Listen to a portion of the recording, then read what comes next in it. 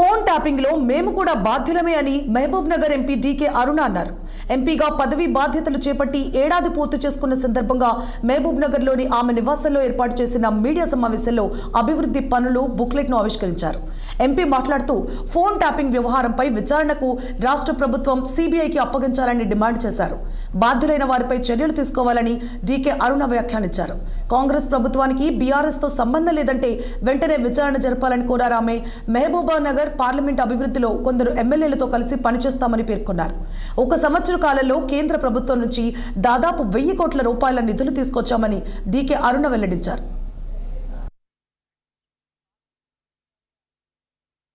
సభ్యురాలుగా పార్లమెంట్లో ప్రమాణ స్వీకారం చేయడం జరిగింది. ఆ నేపథ్యంలో ఒక సంవత్సరం పార్లమెంటు సభ్యురాలుగా పూర్తి చేసుకున్నటువంటి నేపథ్యంలో కేంద్ర ప్రభుత్వం ఎన్డీఏ ప్రభుత్వం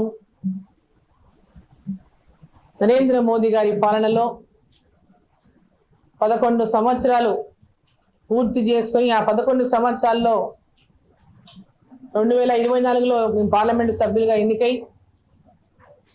మూడవసారి నరేంద్ర మోదీ గారు ప్రధానమంత్రిగా ఈ దేశ ప్రజలు ఎన్నుకున్నటువంటి సందర్భంలో మూడవసారి ప్రధానమంత్రిగా ఒక సంవత్సరం పూర్తయినటువంటి నేపథ్యంలో 11 సంవత్సరాల మోదీ పరిపాలన ఏ విధంగా కొనసాగిందనేటువంటి అనేక కార్యక్రమాలు ఈరోజు భారతీయ జనతా పార్టీ పిలుపు మేరకు ప్రతి ఒక్క రాష్ట్ర స్థాయిలో, జిల్లా స్థాయిలో, నియోజకవర్గ స్థాయిలో, మండల స్థాయిలో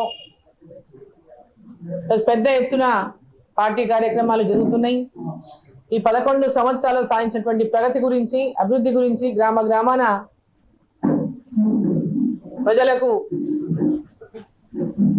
ఆ పథకాల పైన అవగాహన కానీ, జరిగిన అభివృద్ధి పైన తెలియజేయడంలో కానీ భారతీయ జనతా పార్టీ అధ్యక్షులు, జిల్లాల అధ్యక్షులు, మండలాల అధ్యక్షులు, వివిధ హోదాలో ఉన్నటువంటి పార్టీ నాయకులు అందరూ కూడా ఈరోజు పెద్ద ఎత్తున కార్యక్రమాలు.